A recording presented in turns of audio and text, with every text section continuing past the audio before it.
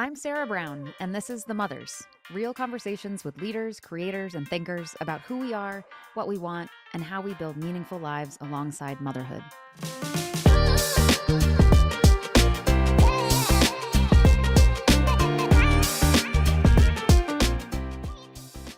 Hello, everyone. Welcome to The Mothers. I'm wrapping up spring, quote, break with the kids. Just got back from a run. We as a family went nowhere, which has actually been lovely, partly because the sun is finally almost out. And we in Boston had the marathon, the only marathon that matters, on Monday, which makes me feel secondhand productivity. I've also been recovering from what turned out to be an unexpectedly energizing experience, going to this wild conference called Mom 2.0, which is for companies, brands, marketers, influencers, and everything in between, as long as they are in some way related to parenting, either in terms of premise or target market, I think. Brene Brown headlined there in the past. She's cool. This year, we got Dr. Becky, who really was impressive. I'm a product of America, so now that she's big, now that she's succeeded, my religion tells me I need to suddenly feel suspicious of her. But honestly, Dr. Becky really delivered. She really is smart, super capable, and has a wonderful knack for finding these like universal truths in how to parent both, I would say, our kids and ourselves, and making those truths feel tangible. One of my favorite lines to pass on was this. She was like, the world is tough, the world is hard. That is going to be true no matter what. We can't change the hard, but we can change the alone. And I loved that, both, of course, certainly as a parent, but even just as I live my life as an adult, theoretically. And another win from this conference was that I walked in completely alone to that point to do something sort of hard. This was my first major conference without a Google badge, all of which was actually quite liberating. But I left having met some fellow travelers at a conference, again, called Mom 2.0. Whoever I was 5 years ago would be laughing and kind of amazed. But the experience was awesome because I didn't have to be anyone for anyone. I didn't have to try to be impressive to the right people to get a promotion. I didn't have to be sure I was sitting at the right table to raise my visibility among senior leadership or have the right talking points to share about a global business that I had some influence over, but very little control over. I didn't worry about trying to fit in or going to the right pre or post conference activity or being too fun or too professional or too serious. The end goal was building a brand of me. So the more I could be me, the better. And that is actually what today's guest and this conversation is all about. Something maybe simple, but typically very hard. Answering this question of who are you when you're not performing? And what does it take to build a life and a workplace where that version of you is allowed to exist? Because for so many high-achieving women, identity gets fragmented. We become what the system rewards, what our families expect, what our roles demand. And somewhere along the way, we lose access to the person underneath all of it. Today's guest has spent her life finding her way back to that person, and then building entire organizations around that idea. Claude Silver is the world's first chief heart officer at VaynerX, where she partners with Gary Vaynerchuk to lead culture, talent, and leadership for over 2,000 employees globally. Before that, she built a career across some of the most influential agencies in the world, including Publicis, and J. Walter Thompson. I swear I worked sort of in that industry for a while. She helped Fortune 500 brands navigate the early days of digital transformation. She also founded her own outdoor adventure company along the way, blending leadership, risk-taking, and human connection long before those became corporate buzzwords. She's been recognized by Campaign US and Adweek for redefining leadership, and her work has been featured in the New York Times, Fast Company, Forbes, and the Wall Street Journal. She's now also the author of the new book, Be Yourself at Work, a deeply practical and personal guide to building the self-awareness, confidence, and environments required to actually show up as who you are. But what makes Claude's story so compelling isn't just where she ended up, it's how she got there. I'm all about the journey. This is someone who did not follow a linear path, thank God. Someone who struggled early with confidence, identity, and belonging, who went looking deeply for answers, and who ultimately built a life, a career, and a philosophy rooted in one core belief: that people do their best work when they feel safe enough to be fully themselves. In this conversation, we talk about what it actually means to be yourself at work, which is a little like we went into authenticity a while ago, and now we're a little bit like, how real and how authentic should we be? How to challenge the negative inner voice that shapes so many of our decisions, the difference between cheering others on and learning to believe in yourself, how becoming a parent reshapes identity, boundaries, and purpose, and how we create environments at work and at home where people can show up honestly. This one, I would say, like many of our episodes, is both deeply personal and broadly applicable. Applicable? Applicable. It's about identity, it's about leadership, and it's about the quiet work most of us are doing internally that no one ever sees. Before we get into it, real quick, if you're enjoying The Mothers and laughing at how I mispronounce words, please follow or subscribe wherever you're listening. Please also leave a 5-star review if the show has earned it. And also find us on Instagram at The Mothers Pod. It really does help us keep building this. All right, with all that, here's Claude Silver.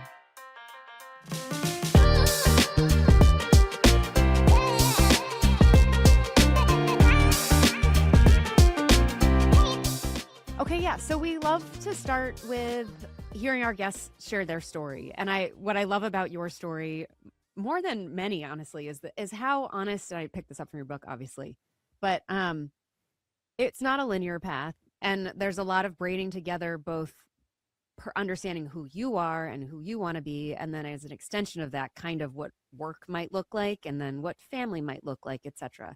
And none of this was smooth and easy. And I think we can talk about this too. It's funny. There's some people who are just less. I'm a seeker, so I find myself often very curious about why I feel a certain way and why I want a certain thing. And I feel like in your story, there's a lot of wondering why. Yeah.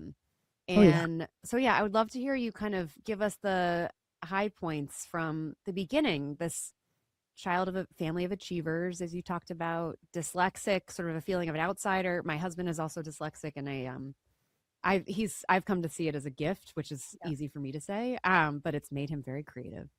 Yes, it is such a superpower. Yes. Now, but not, I'm sure, at the time. Outward bound trips that changed our lives. Yes, yeah, I know. Yes. Surfing. So anyways, you have a very cool story. I would love to hear you tell it. Okay. Thank you. I shall. Perfect. I wonder where I should end. Then I started at VaynerMedia 12 years ago, and here I am. Yes. Author. Published author. Yeah. I keep forgetting that part. Okay. Yeah. By all means, go ahead. Take it away. Okay. Yeah. All right. So I am a child of the 80s. I was born in 1969, which I think was the age of Aquarius, something like that. And I grew up for the first years of my life in New York City, which was very different than it is today. That was the 70s. I can remember it being a little rough around the edges. And what I'll say, though, is I learned street smarts very early in life because I was taking the public transportation by myself by the time I was probably 8 or 9, which is a big deal if you think about that today. If you would put 8 or 9-year-old on a bus alone, I'm not sure. If I wouldn't do that with my kids, but different times. My mom was a teacher, and I ended up from 4th through 6th grade, I ended up going to her school where she taught. PS 158. Wow, cool. And did she teach your class? No, okay. But I'll tell you what, Sarah, the weird thing is that she wanted me to call her Mrs. Silver rather than Mom. Mm-hmm. And I remember being a 4th grader just feeling weird about that. It's actually nothing I've really talked about since like therapy, probably 25 years ago. Yeah. But I remember thinking how distant that made me feel from my mom. And, listen, she was born in a different time, and maybe that's what she wanted that's how she wanted to appear. Anyway, went to school with my brother, who's 18 months younger than me. And already when he was in 4th grade and I was in 5th grade, he was already like the stellar student. And right around 4th or 5th grade, we found out that I was dyslexic. Like I just was writing upside down. I couldn't read Yeah. well, and I really loved reading, but I couldn't read well. I still, when I read out loud, I miss sentences and words, and Yeah. my kids laugh at me all the time. Mm. But that's kind of my dyslexic journey, which kind of Yeah. made things a little garbly for me. Yeah. But the reason I bring all of that up is the one thing I could fall back on in those early years, so up until I was 11 or so, was sports. Mm. And I'm so thankful my dad taught me how to throw a baseball and a football at a very early age. So I had that confidence. Mm-hmm. That confidence came out a lot on the weekends, Mm-hmm. whether or not I was playing with my dad and my brother, whether or not it was Little League, whether or not we were doing something athletic, on the weekends. So I had that to balance my insides out and make me feel Yeah. good about myself. School just didn't make me feel good about myself. Mm-hmm. And that was something that I can remember, just feeling a little bit like an outsider for a number of reasons. Yeah. Well, then feeling like an outsider, we moved to Santa Fe, New Mexico when I was 12. So Mm-hmm. talk about a different story, like Yeah. adobe houses. There are no skyscrapers in Santa Fe. It's a beautiful skyline. It's very artsy. Mm-hmm. We were, I would say, probably one of 3 Jewish families I knew of at that time. Wow. It was very, very different. Now it's very populated, but so again, I was going into a place that I needed to find my own belonging in. Mm. I needed to find friends. I needed to find a place within school that I felt comfortable in. And wouldn't you know it, I found tennis as Oh, well. And so tennis became my sport, which I great. could lean on. Tennis lessons, going after school to play tennis. I really dedicated a lot of my time to tennis, Mm-hmm. as well as other sports, but that's the one I really dove into. And the thing about Santa Fe that's so incredible is you have the outdoors. Unlike New York City, where you have to find parks, you have the outdoors. And so, I learned how to ski and snowboard at an early age. And really, I think that adventurous side of me really came out, which, Mm-hmm. later on in life, I owned a surfing company. So that all like Yeah. works together. Yeah. And throughout school, I'll say, school was just tough. It was very difficult for me. Mm-hmm. Making friends was easy. Being in sports was easy. Cheering people on, believing in people, those are things that come very naturally to me. Mm-hmm. What came later in life was knowing and learning how to cheer myself on. Yeah. Um, I didn't know that at the time that I had that disconnect. I just knew inside I didn't feel good. Mm-hmm. But I knew on the outside I was presenting really well, Yeah. and I seemed to make good friends. Yeah. So I'll tell you what, I probably should never have gone to college straight after high school. I wasn't prepared. I had taken the SATs 3 times, untimed, still got a 1040. I Mm-hmm. mean, I think the last time I was just like circle, circle, circle, circle, circle. Yeah. It didn't make sense to me. And some people are great at those tests and some people Yeah. aren't. So I went to the only college that accepted me, and they accepted me on a waiting list. Mm-hmm. And that was Rollins College in Florida. And thankfully, I played tennis, and that was probably why they said, here you go. Mm-hmm. Rollins College at that time, and I don't know if it's still called this, but it was called the Playground of the South. It was Oh, a nice. play. It's in Florida. It's beautiful. It's kind of like almost like the Winter Park is like the Beverly Hills of Orlando, Florida. And I did what was coming very naturally to me, which was finding people that also didn't feel great inside. Yeah.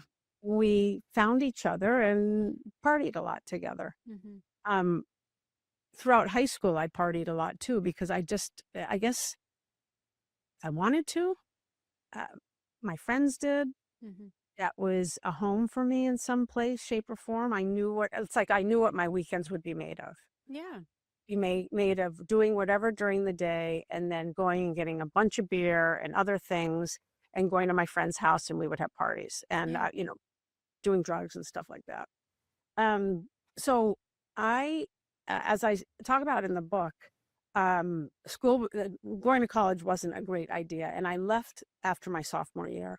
I was really going nowhere fast, bad boys, bad decisions, bad drugs, and it just kind of combusted. Yeah. And sorry, this And was you decided to leave, or did parents intervene? How did we step it was away? it was both. Yeah. It was um it was yeah. My parents, I was seeing a therapist at the time in school. Mm-hmm. Then just a terrible incident happened repetitively with me and this one guy, but there was the final straw. Mm. And then it was like, I'm leaving the school. Yeah, I'm sorry. Yeah. Yeah. Oh, thanks. Well, what happens when you don't have self-confidence and you don't like yourself? It's easy to find company in places that are very dark and that aren't really, they don't serve you. Mm-hmm. They don't Yeah. serve you. I mean, I'm all for experimentation with certain things, but I have learned my lessons and will certainly share those lessons with my girls when they're old enough to Mm-hmm. hear. And I just didn't, I knew better, but I didn't know better. That's all, that's what I can say. I Mm. knew better, but I didn't. So I left college after my sophomore year and I went back to Santa Fe and I told my parents I needed to find the longest outdoor adventure program I could possibly find. Mm.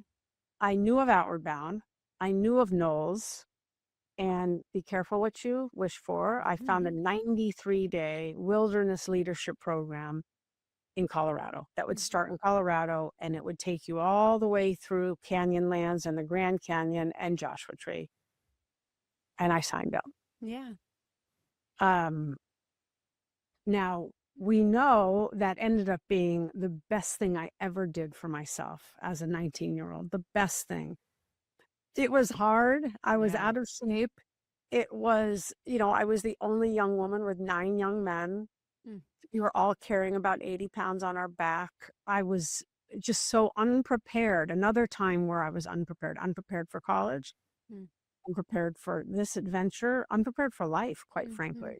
And Mm-hmm. so I had to, while I'm talking to you, I'm realizing while I'm telling the story, I had to catch up quickly in things. Sometimes I had to kind of like be the road runner Mm-hmm. and kind of get from A to Z very quickly without really understanding the context of life. Yeah.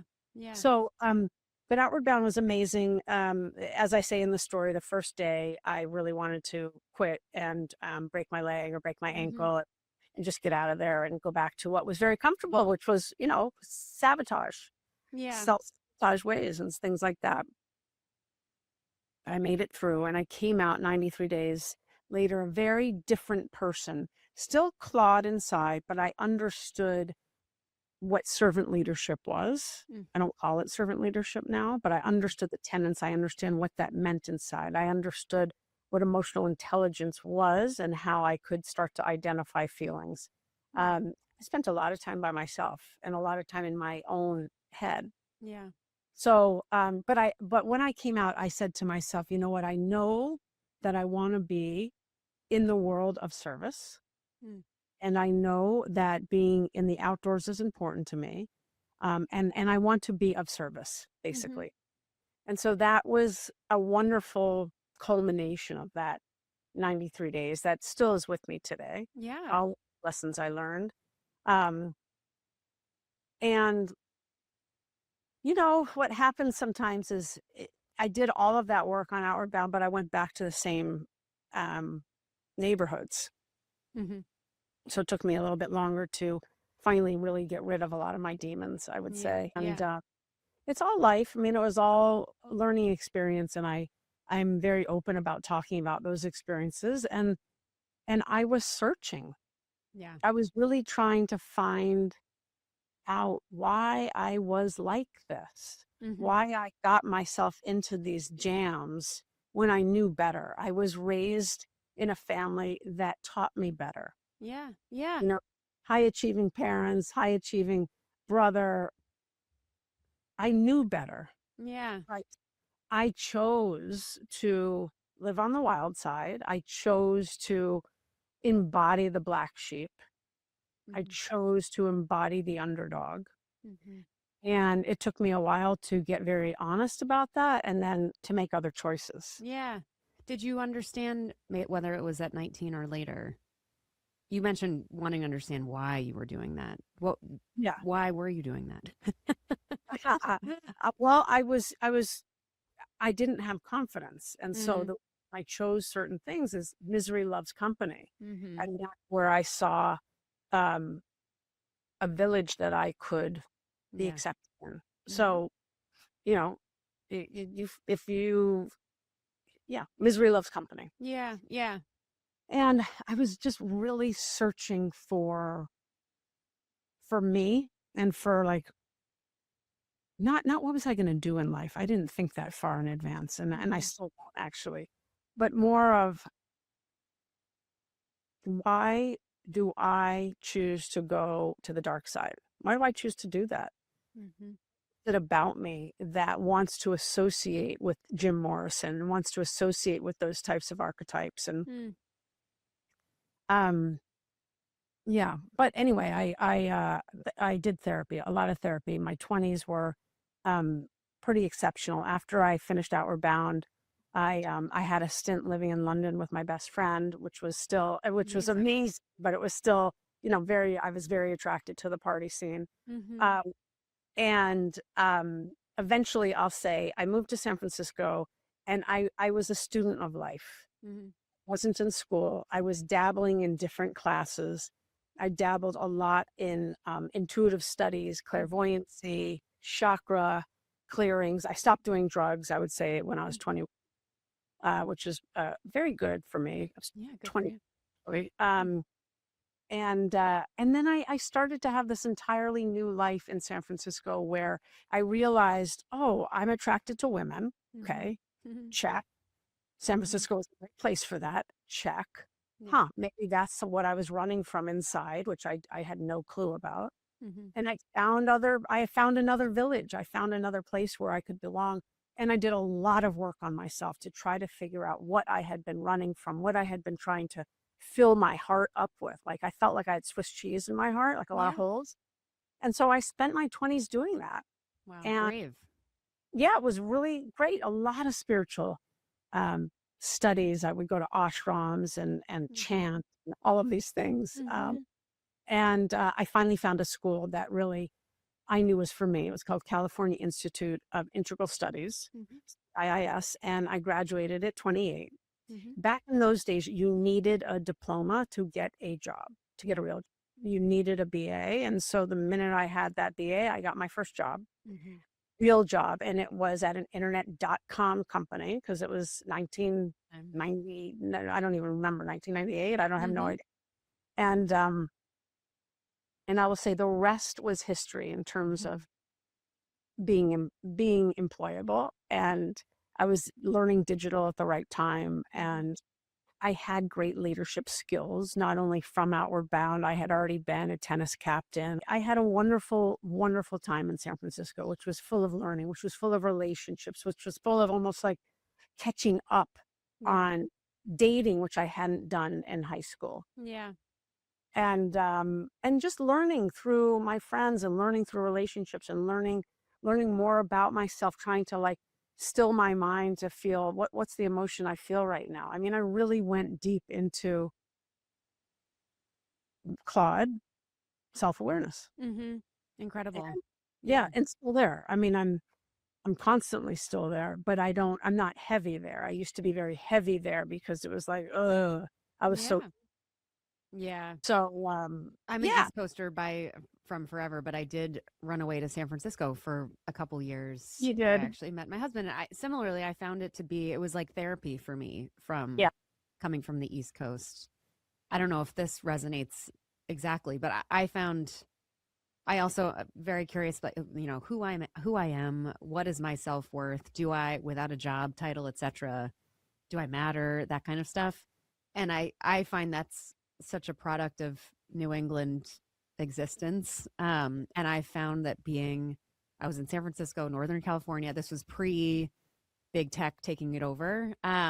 where it was just a wonderful time to learn that life wasn't about like what job do you have and how much money do you make, but like what mountain are we going to climb and like what beach are we going to go to and like let's get together after work. Like it was, I often say Bostonians love to study happiness. But Mm, I feel like in San Francisco, at least then, they actually just want to experience it. it just flips it. Yes, You just yes. let, everything you said, I can completely relate and agree to. And I think Mhm. a lot of that also was we didn't really we weren't attached to these phones.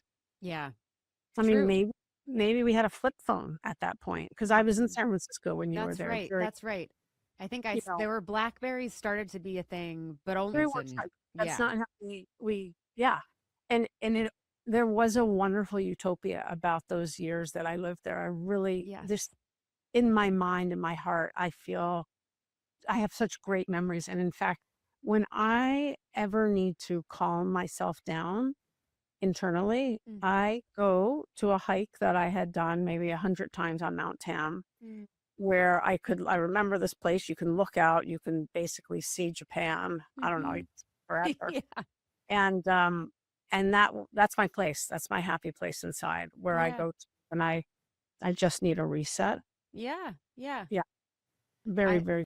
it's a beautiful place. I am curious. So the move into digital advertising, a creative space, was that an intentional choice or did it kind of come together and actually turn out to be as an outsider, it seems like it would make a ton of sense. I think people that are deep in understanding why like behavioral stuff, psychology of humans, like and are particularly those that have felt like outsiders are the Mhm. best at helping others feel included Yeah, because you know what it's like to be we are. excluded.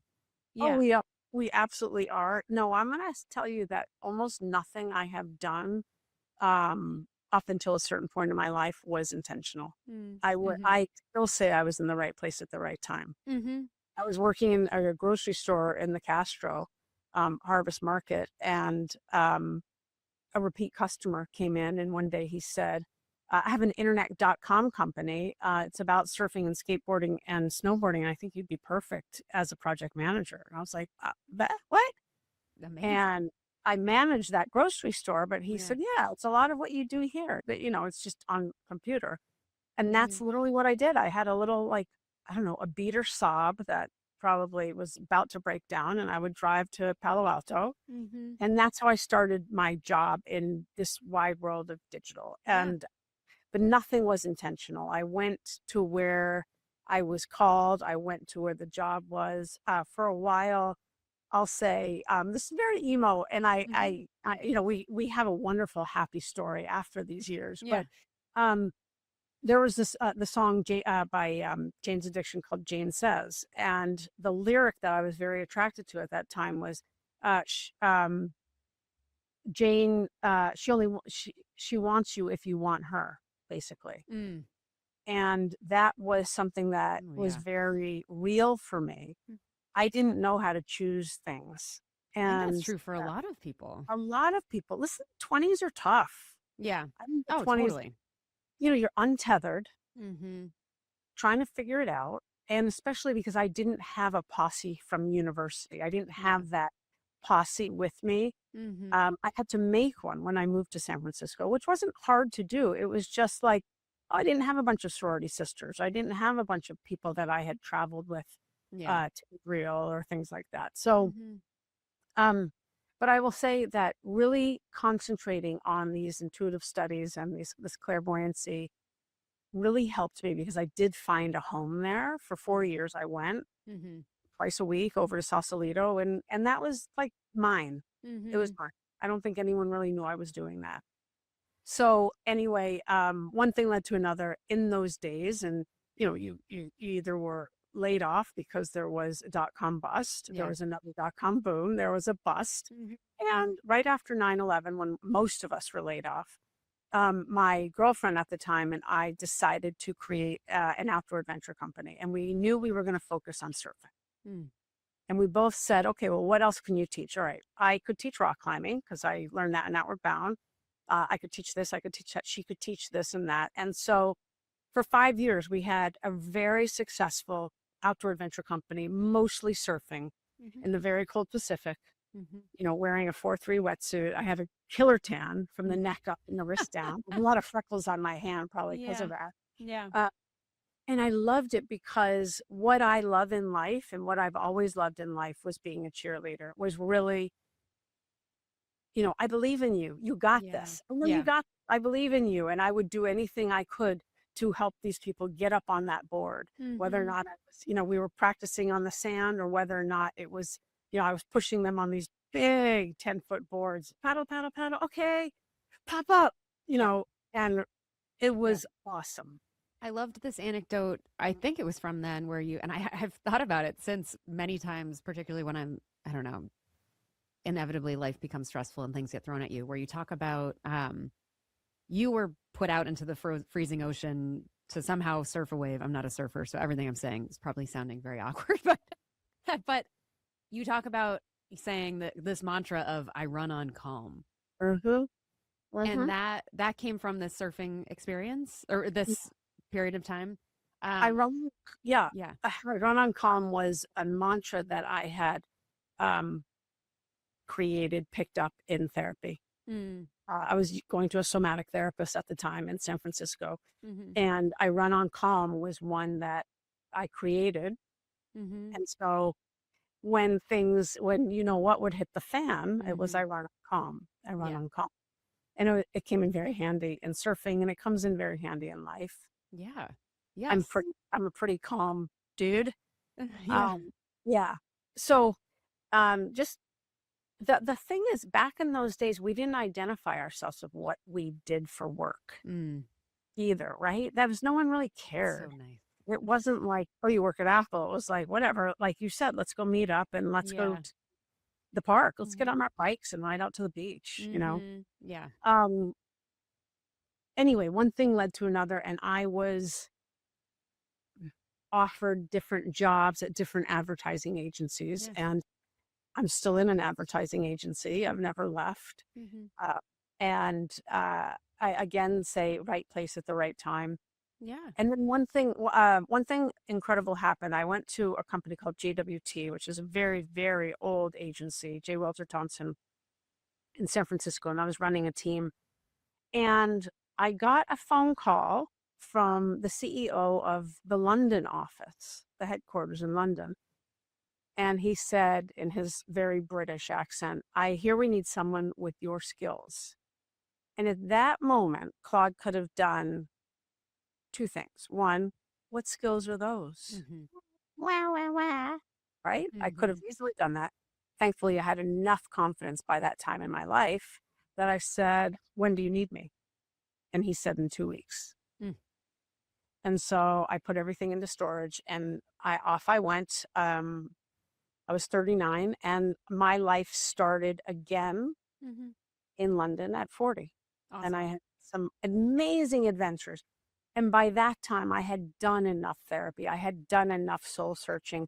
I had been in happy relationships. I was Mm-hmm. happy with myself that I could show up as me, as the Yeah. me we know today. Yeah. That was a gift. Those years in London was such a gift. And I consider that home in many ways, or one of my homes. Yeah. Wonderful. Yeah. Yeah. And then I met Gary Mm-hmm. Gary Vaynerchuk, who's my Mm-hmm. boss, in 2013. We were introduced. We had a quick phone call that was just, mesmerizing because he does that. And by May of 2014, I had moved to New York and I had started at VaynerMedia. And 12 years later, I'm still there. 12. Yeah. I've never been anywhere for 12 years. I've never been anywhere. I mean, my partner and I basically met the same day that Gary offered me the job. So I'm 12 years with him, 12 years with her. Yeah. Yeah. And the chief heart officer, the heart of the place. Art officer. Yeah. Yes. Yeah. Yes. Yeah. When do you think this shift from I'm sure it was slow and then maybe quickly, I don't know, but from the very beginning you talked about this. I was really great at cheering others on and lifting others up, but I could not cheer myself on. A lot of people listening will identify with that. Yeah. What are some tools that you found to help shift that for you? Because I'm sure it also sometimes, even now, we're Of not our course. best cheerleader. No. the biggest tool I found was when I was 35 years old Mm-hmm. and I was seeing the same therapist I was just telling you about. And she said, we need to find evidence of why you matter, Mm. why it's okay for you to take up space. That was it. And so, Oh, it makes me tingle. That's great. yeah. Yep. And so if you think about it, okay, you have to start with, I can do that. I can tell you why I deserve to take up space, but I also have to look for evidence to discount why I don't think I should. Yeah. Right. So in the book, I talk about the lie exercise, the imposter syndrome, and Mm-hmm. I talk about the negative voices, the negative mantras we tell ourselves all day. Usually they're on repeat and they're mostly negative. Mm-hmm. And you have to be very still to catch it. Mm-hmm. Only you know what's going on, right? My negative voice for a very long time was, I'm dumb. I'm dumb. Yeah. I'm dumb. Mm-hmm. Everywhere I had looked back then told me I was dumb, right? Mm-hmm. So right around the time I was 35, we literally sat down with a piece of paper and we did a column. Mm. Show me all the ways that you're dumb. And I Yeah. couldn't. Yeah. Show me all the ways that you are an experiential learner. That's Mm-hmm. what we put over here. And I could. Yeah. Yeah. And that's how that first broke through for me. Mm-hmm. And so when I go and sink into that world, or even when I was writing the book and I would say, you know what, I have nothing new to say, Mm. all of that, I would get myself back to that place of, what is the evidence, Claude, that you have nothing new to say? Yeah. Yeah. And what is the evidence that you do? Yeah. And fundamentally, it's very difficult to find truth in that negative voice. Mm-hmm. It's a negative enemy. And in order to find the positive friend, you have to do a bit of soul searching and you have to be committed to being real. What is the evidence that says you don't prioritize your family? Mm-hmm. Well, I'm home every night by 6 o'clock. Okay. And I have a full-time job. Okay. So you have to Yeah. just be willing to do that work to get yourself out of that pattern and that rut. Yeah. Yeah. And also, one of the most amazing things that I have found, I don't talk about a lot, but I'd like to share, is we all do so much work inside of ourselves. It's all happening inside. The self-awareness, the fighting that we're doing with ourselves, the struggling through this, the finding this path, whatever. Everything happens inside of ourselves. No one sees that work. Mm-hmm. All they see is our energy that we put out. Mm-hmm. All they see or they hear is what comes out of our mouth. They have no idea how hard we're working inside. Mm-hmm. And I think that's kind of where I want to change that model a little bit, because, and that's why I talk about self-awareness so much, because most of us are working our butts off inside. And Mm-hmm. especially if you're a parent, you're working doubly, triply hard. Mm-hmm. And then you show up to work Mm-hmm. after Oreo spilt and the kid had a tantrum and the dog got sick. Then you open up your laptop. Hi. Mm-hmm. Right. Yeah. And I've already had 3 hours of like, I can't breathe anymore. Right. Mm-hmm. Yeah. So I think it's so important to strengthen our inner voice Mm-hmm. and remind ourselves that we belong here, that we are allowed to take up space here, right? That we deserve to be here. This is the evidence. I deserve to be here. Yeah. Yeah. And go from that place. Yeah. Sounds like you really fought your way to understanding like implicit inherent self-worth, which is I did. something I fight for also. Yeah. I'm curious now on the, not that you're not, no one's ever really kind of on the other side of like, oh, I take it for granted always, but kids are introduced into your world. You have this long history of, I don't know, kind of overcoming, grappling, coming to terms with, learning from, making lemonade out of lemons of a childhood that's really pushed you on this journey to figure out who I am, why am I the way I am, what do I want to make of that. How do you bring all of that to your kids? Or do you not? Yeah, that's a great question. I mean, what I did at first was, because I'm a really emotional person. I speak through emotion, right? I Yeah. speak in metaphors. As I first was trying to relate to the kids as though they were emotionally intelligent and could understand what I was saying. And my partner finally was like, you have to speak to them. You have to speak to her, my oldest, Mm-hmm. in a very simple, logical way, in a Mm-hmm. very rational way. You can't talk about the butterflies are over here and you know how a cocoon and that. Like Mm-hmm. I really needed to get very real and hone in and be intentional about my words. That's what I'll Yeah. say. First thing. Um, what my kids have done for me is open up an entire world of creativity that I Yeah. just buried probably in third grade or fourth grade, when Yeah. I stopped Yeah. playing play Mm-hmm. and stopped drawing. And the imaginary play that goes on with my two girls is I just I want to make movies of it Yeah. constantly. Don't want to put my phone out because it's so much fun watching them or Yeah. being part of it. So what I've had to do, and I listen, I'm having children later in life. Mm-hmm. My partner's 10 years younger than me. So I was 49 when we had our first child and 52 when we had our second child. So, Mm-hmm. I've had the front nine, Mm-hmm. now back nine, Mm-hmm. and my nine is going to be even better than my front nine. Mm-hmm. And so teaching my kids through just I talk them through certain things. Mm-hmm. So, for example, they're really into roller skating right now and roller skating on this rink and really trying to talk to them through the traffic that you're going to, there's other people roller skating and how you have to have eyes everywhere because someone's going to fall and trip in front of you Mm-hmm. or you're going to fall and trip and you don't want to take that person out. So, really like basic, fundamental 1, 2, 3 is what I do. Yeah. Like Yeah. ABCs. And I really try not to complicate. And I think the thing is I just say the real thing. Yeah. I Has just that say, been healing? A lot of people talk about how there's an unexpected level of healing that happens when they have kids and they get to, I would also say, like, I think a lot of your experience in retrospect, you were mothering yourself for a long time. And so you're maybe an excellent mother thematically now to others. But "Mm, um, yeah, there's a lot of healing in being able to give to your kids what you needed. Um, yes, exactly. Yeah, yeah. we learn that oftentimes either we're going to replicate or we're going to find a way to give what we didn't get.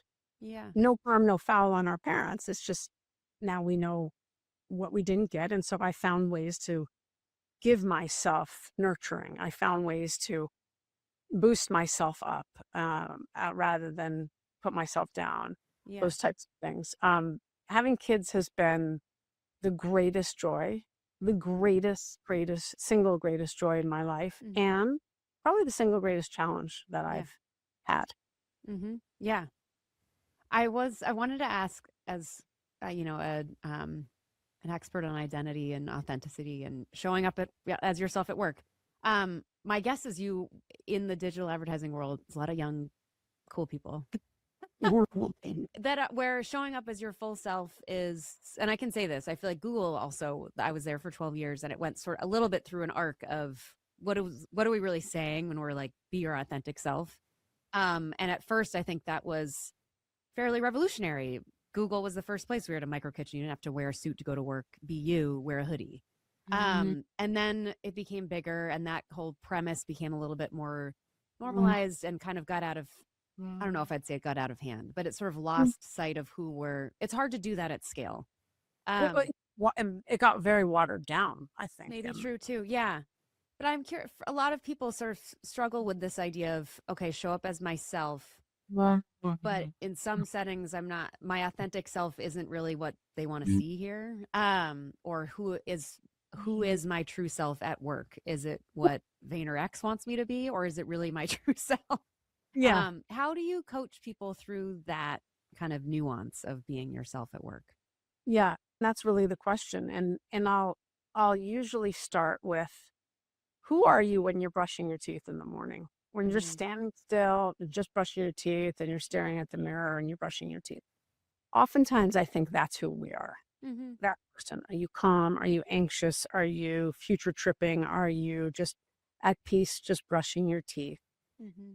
then when you walk into work or you open up your laptop, try to get very real about what you just put away, because you put some part of yourself away in a backpack. Mhm. Like maybe you love to sing and hum all day, but you're like, no one wants to sing. And so you squelch your voice and you put that in your backpack. Or Mhm. maybe you like to wear red every day and someone teased you about wearing red. Now you wear black. Mhm. So you got to get very real about what is it that I am, what does it cost for me not to show up as me? Mhm. And when I say show up as me, I don't mean cannonball into the water and just be yourself. Mhm. Mhm. I mean, baby step it, put a toe in the water, now put a foot in the water and Mhm. test the water out. Mhm. Please don't put yourself in a position where you know you're going to be eaten by lions. That's Yeah. not what I'm talking about. But the entire journey is for you to have enough awareness of what it's costing you to show up and not be the Claude that interviewed for 3 months, Mhm. Yeah. right? And so it's not even be your whole self. It's literally be yourself.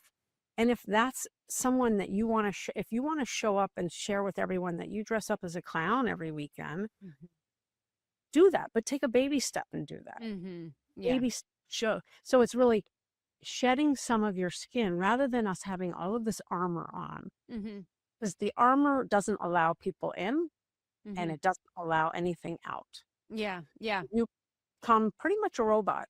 Mhm. Yes. And I can say 99% assurance that I don't think anyone wants to be a robot. Yeah. I think we all want to learn and grow and we're curious about things. And we should be allowed to show that at work. We Yeah. also feel a lot at work. And so part of this journey is to identify what you feel and to figure out how you're going to express that and regulate that. Mhm. You're not going to throw a tantrum at work Mhm. because Yeah. that's not going to work. But Oh, go ahead. Sorry. yeah, but you're going to need a way to express something, disappointment, a surprise, anger, a joy. You have to find a way to let that out rather than keep everything inside, because Yeah. that will cause uh, unhealth, bad health, I think. Yeah.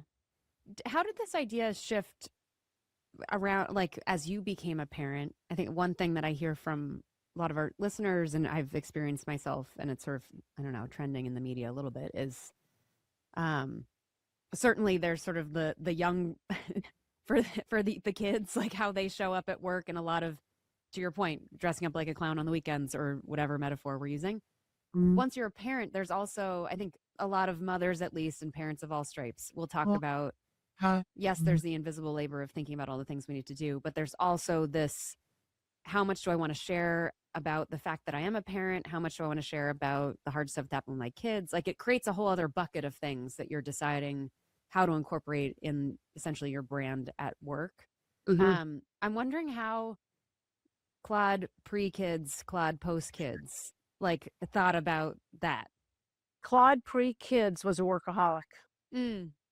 Claude pre-kids didn't have any boundaries. Mm-hmm. Claude pre-kids would take on extra work or just I'm curious, so be researching things and whatever. But I didn't Mm-hmm. have a button. Mm-hmm. The minute our first daughter was born, everything changed. I knew in that moment my priorities had changed, Mm. and potentially because I have a lot of lived experience or work experience, or I am where I am in my career, it was very easy for me to set boundaries. Mm-hmm. I don't start until 9 and I'm done at 5:30. You can reach me. I will always look at my phone. I'm not going to go to bed with an unresponded to email if it needs my time, but it's on my calendar. Mm-hmm. And again, uh, I feel very empowered to do that. And so it's something that I try to share with our other parents. The other thing is we have a community resource group for parents. Mm-hmm. And so it's like an ERG or CRG where we can be real with one another Mm-hmm. and talk about those types of things. Like I'm having a hard time telling my boss that from 5 to 7:30, I'm like doing bed bath, whatever. Mm-hmm. Like, um, And so it's really helping people find that voice. We have more parents now than ever, which Mm-hmm. is really great. That's We've great. done this past summer, I did Bring Your Kids to School in July rather than in April, which was, we had 75 children. Great.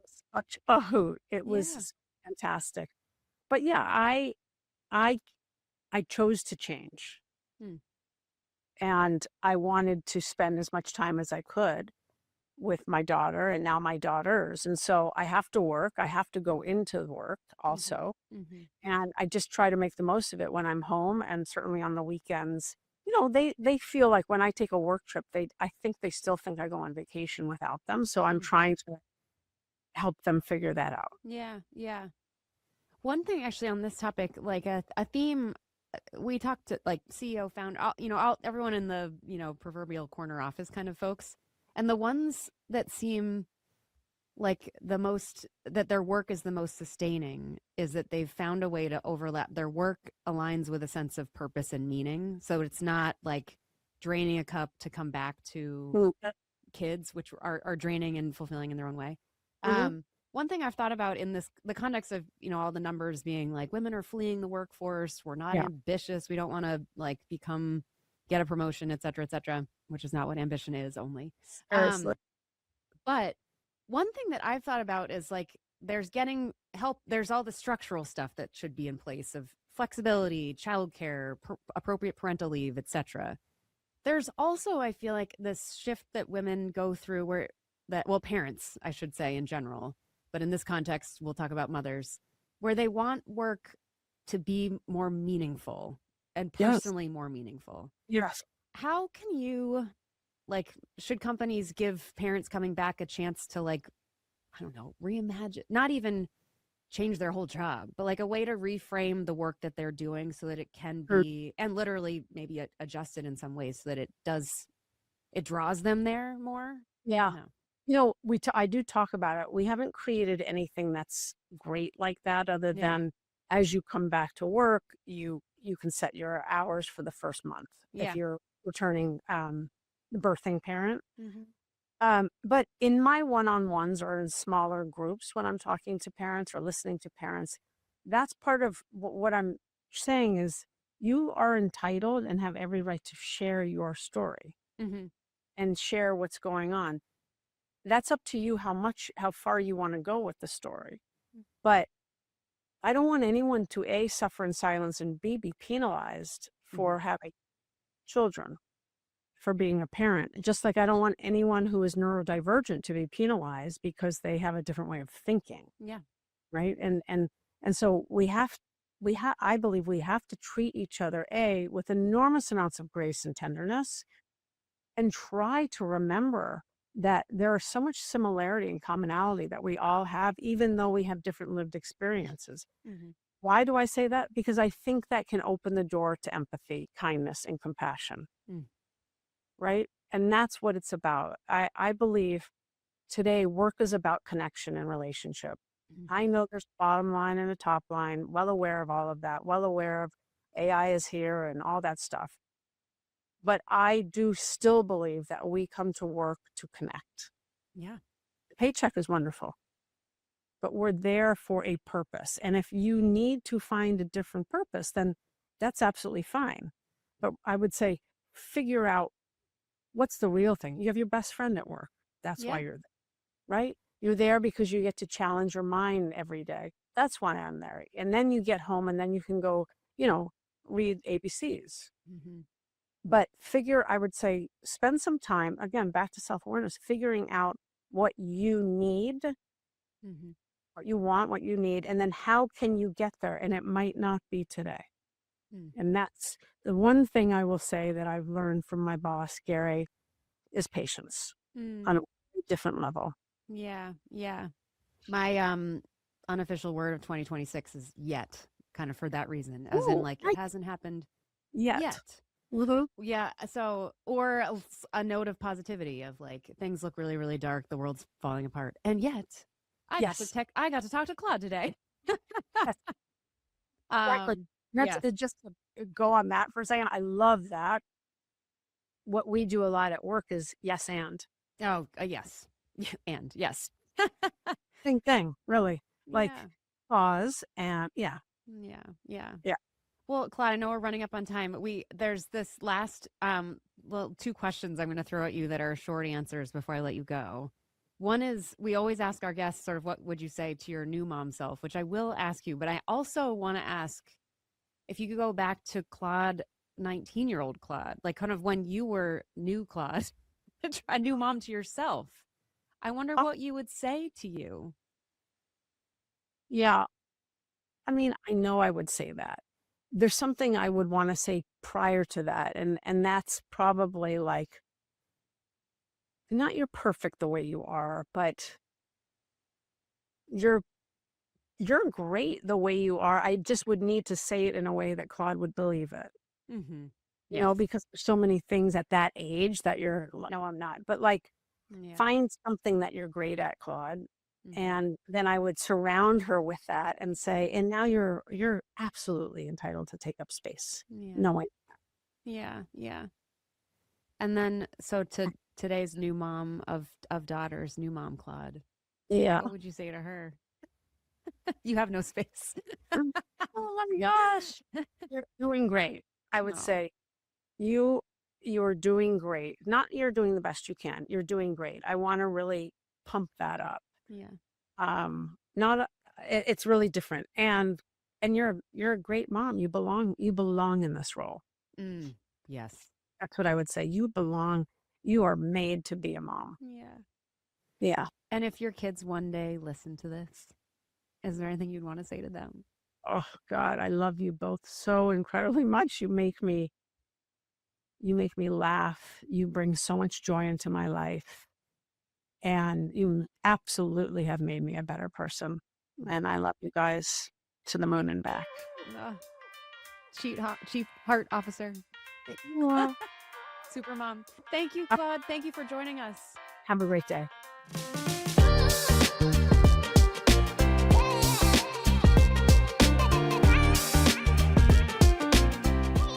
Wow. Well, thank you, Claude. Thank you for showing us how to be yourself at work for our watchers. Here's the beautiful cover. You'll see it elsewhere. A few takeaways for me.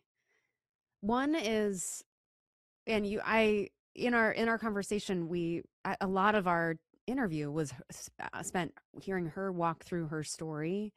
I know a lot of us have backstories that are more and less complicated, and I think that complexity can be on a surface level of complexity of bouncing from different industries potentially, or major disruptions in family, etc. I think for some also that complexity can live deeper in the less seen work that we do of figuring out who we are, why we operate the way that we do, why we make choices, and why we put ourselves in better or worse positions in life. And I think Claude's interesting and incredible because she's done both of those things. And I wanted folks to hear it because I mentioned this to Claude after we finished, but so many of us achievers out there that are listening, including myself, we expect it to happen tomorrow, or we expect it to be a nice linear path, even if we know intellectually it shouldn't be. I think it's really useful to see and hear people talk about going through the muck, in that it took time and it was plotting. It wasn't like she breezed through and whoop, here's the lesson from that, move on to the next. Like, it's okay to sit in the hardness, and it's okay to also not be sure if it's going to work out. And also, it's important to hear the stories where it does, because you kind of keep, as Claude was talking about, keep seeking, keep being curious, keep trying to understand, keep trying. Usually things progress in a positive direction slowly over time. And I think what's cool about Claude's story too is like it was a long, slow build. It doesn't, her story is not measured exclusively by career, but in this, I think in this line of thinking, it's interesting. There's a lot of time kind of shoring herself up that kind of hockey sticked into a very senior role and highly qualified positions professionally faster maybe than if she hadn't gone through that work. So sometimes you got to go through the muck.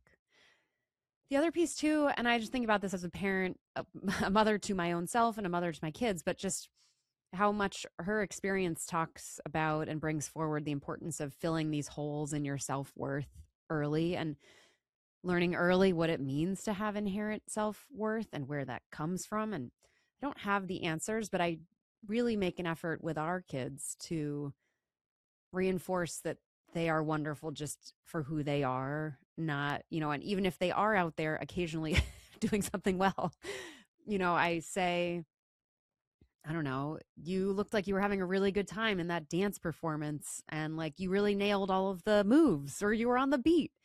And then I also say, like, also, if you didn't, like, you're still awesome. And I love you anyway. So I think, I don't know, there's something really valuable about helping all of ourselves come back to this. There's who we are waking up in the morning, and that's already enough. And then anything beyond, and our people, pick the people that see that and reinforce that. And then anything we do beyond that is just, icing on the cake. And then finally, I think this is so practical and so good, but for all us, self-doubters from whatever sort of historical, psychological experiences, where's the proof? I think that's really good because they're feelings of feeling inadequate and insufficient and all these things and unworthy. But really, and truly, as she did, pick up the pen, write it down, prove why you don't deserve X, prove why you can and prove why you can't. And as she found, and I think most of us will find, is like, you're right, I can. So yeah, no one needs to prove your worth, but sometimes you need to prove it to your brain. So anyways, Claude, thank you so much for joining us. Everyone go grab Be Yourself at Work and also then go be yourself at work. I often would say in my Google life that to folks that I did feel like showed up in a particularly brave way, that being themselves makes it easier for the rest of us to be ourselves. It makes us all a little bit braver. So I think with that, go off and be brave, understand who you are and be yourself. And thank you, Claude.